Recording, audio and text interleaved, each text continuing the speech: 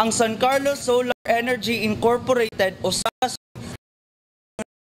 and Community Stakeholders Consultation kabahin sa San Carlos Solar Energy Project dito sa Barangay Punaw ning Dakbayan atong Hunyo 13 sulod sa covered court na sangpit nga barangay. Sa welcome address ni Konsehal Mumoy Dibulgado, siya nagkanayon nga ang maong proyekto makatabang sa mga lumulupyo, pinaagi sa employment ug makadugang usab kini og power supply dili lamang diri sa Dakbayan kundili sa tibuok isla sa Negros. Ang project manager sa Sakasol, Annabel Natividad, ug ang Sakasol consultant ug director sa Genesis Foundation, Maria Rosa Solis, ni-explicar sa katawhan kung unsa ang maong proyekto, ang mga benepisyo, ang kinatibuk ang pamaagi o ang mga epekto niini sa kalikupan. Si Natividad nagkanayon nga ang maong proyekto mogamit og 52,000 photovoltaic modules nga mahimutang sa 20 hektaryas nga luna sa economic zone sa syudad. Kini mohatag og 13 megawatt nga kuryente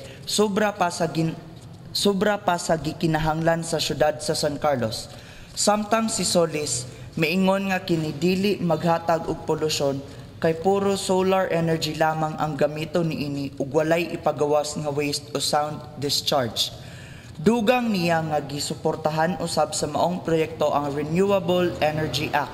Diha sa maong public hearing, nabutyag nga ang maong proyekto nagkinahanglan og 200 hangtod 300 nga trabahante, samtang gitukod pa lamang kini og duol o kulang nga 80 ka empleyado ang kinahanglanon kung pagasugdan na ang maong operasyon. Sa laing bahin, gisugdan na ang paghawan sa lugar nga mahimutang sa solar energy project dito sa Barangay Punaw ug pagasugdan ang pagtrabaho sa mga solar panels sa dili pa mahuman ang tuig 2013. Ang target operation sa maong proyekto mao ang tuig 2014.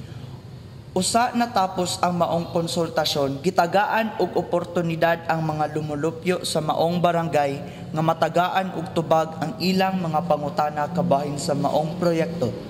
Ang maong kalihukan gitambungan ni City Mayor Gerardo Valmayor, Vice Mayor Dr. Edgar Kisumbing, SP members Hernan Antonio, Vicky Kabili, Oring Mascunyana, mga opisyalis sa barangay ug mga lumulupyo sa Barangay Punaw.